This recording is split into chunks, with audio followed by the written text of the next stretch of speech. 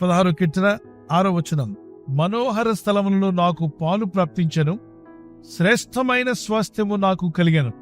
మనోహరమైనటువంటి స్థలము, పరలోకమందున్న దేవుడు తన ప్రజల కొరకు ఏర్పాటు చేసిన అద్భుతమైన నివాస స్థలం. It's a marvellous place, it's a wonderful place.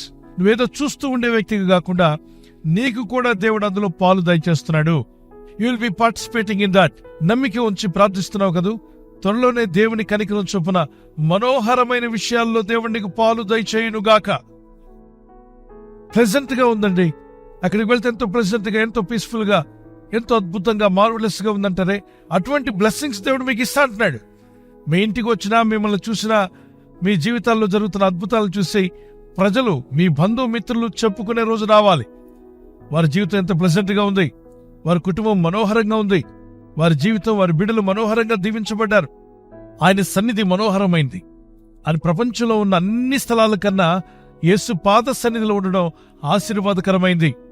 ఎవరా మనోహరమైన ఆశీర్వాదాన్ని పొందారు అంటే, 2 అక్కచెల్లెళ్ళు యేసు ప్రభువుని తమ ఇంటికి రమ్మని పిలుస్తారు. అందులో మార్తా, మరియ ఇద్దరు కూడా. వారి సహోదరుడు లాజర్, ప్రభువా మా ఇంటికి రండి, మా ఇంటికి వచ్చి మమ్మల్ని బ్లెస్ చేయండి అని చెప్పి వేడుకుంటారు. మరి మార్తా, మరియ వాళ్ళు ప్రభుని పిలిచిన తర్వాత మార్తా ఇంటికి వచ్చిన వాళ్ళందరికీ సేవ చేయడానికి, మరి ఏ పచ్చడి నూరడానికి వెళ్ళిందో, ఇట్లు చేయడానికి వెళ్ళిందో తెలియదు కానీ చాలా బిజీగా ఉంది వంటగదిలో. మరియ మాత్రం ప్రభు పాదాల దగ్గర కూర్చొని వాక్యాలన్నీ వింటుంది. నాకు తెలిసి యేసయ్య పాదాల దగ్గర మరి ఒక్కతే కాదు, మిగిలిన వాళ్ళు కూడా కూర్చున్నారు. ఆయన మాట్లాడుతూ ఉండగా అందరూ వింటున్నారు, ఈమె కూడా వింటుంది.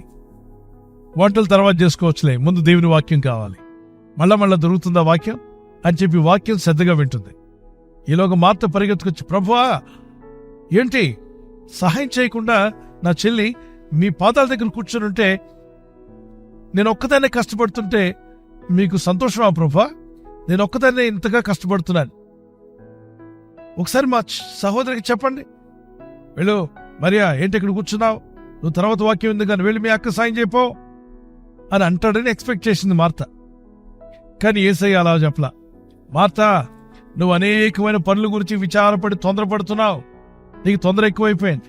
నీకు పనుల మీద భారం ఉంది కానీ వాక్యం మీద, ప్రార్థన మీద మనసు లేదు.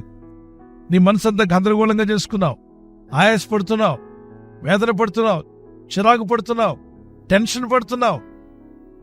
ఒకటే డిసప్పాయింట్మెంట్, ఎప్పుడు డిస్కరేజ్మెంట్ లో ఉంటున్నట్టు, ఎప్పుడు నిరుత్సాహంగా ఉంటున్నావు. నాకు సాయం చేసేవాళ్ళు రావట్లేదు, చెల్లి సాయం చేయట్లేదు, వారు చేయట్లేదు, ఎవరు చేస్తారని. ఇదంతా కలవరం నీ మనసులో, ఆందోళన. అది కాదు ముఖ్యం, వంట చేసుకోవచ్చులే. ముందు జీవవాక్యములు విను, జీవాహారం నీ సొంతం చేసుకో, దేవుని మాటలు వినడం నేర్చుకో. ఇది చాలా అవసరమైంది ఒక్కటే మార్త, అది నీ సహోదరి అయిన మరియ పొందుకుంది. మార్త, నీ చెల్లి మరియ ఉత్తమమైన దాన్ని ఏర్పరచుకుంది. నువ్వు ఆ ఇంట్లోనే ఉన్నావు కానీ ఉత్తమమైనది కాకుండా కారం డబ్బాలు, ఉప్పు డబ్బాలు, పోపు డబ్బాలు ఏర్పరచుకున్నావు.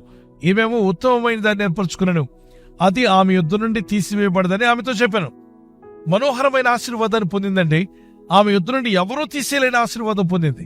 మీరు ఎంతమంది ఆశపడుతున్నారు? మీకు దేవుడిచ్చిన ఆశీర్వాదం, ఎవరూ తీసేయలేని ఆశీర్వాదం నాకు కావాలని వారు చేయటం. కళ్ళు మూసుకుందాం, ప్రార్థన చేసుకుందాం. ప్రసిద్ధమైన మా తండ్రి, ఈ ప్రజలందరూ కూడా మనోహరమైనటువంటి బ్లెస్సింగ్స్ మీరు ఇస్తానని సెలవిచ్చారు. ఎందు భయభక్తులైనటువంటి భక్తంతో మీరు సెలవిచ్చిన మాట, మనోహరమైన స్థలములలో ఆయన నాకు పాలు దయచేశాను. అలాగే శ్రేష్టమైనటువంటి ఆశీర్వచనాన్ని, ఆశీర్వాదములను నీ ప్రజలకు దయచేస్తున్నందుకు స్తోత్రాలు చెల్లిస్తున్నాను.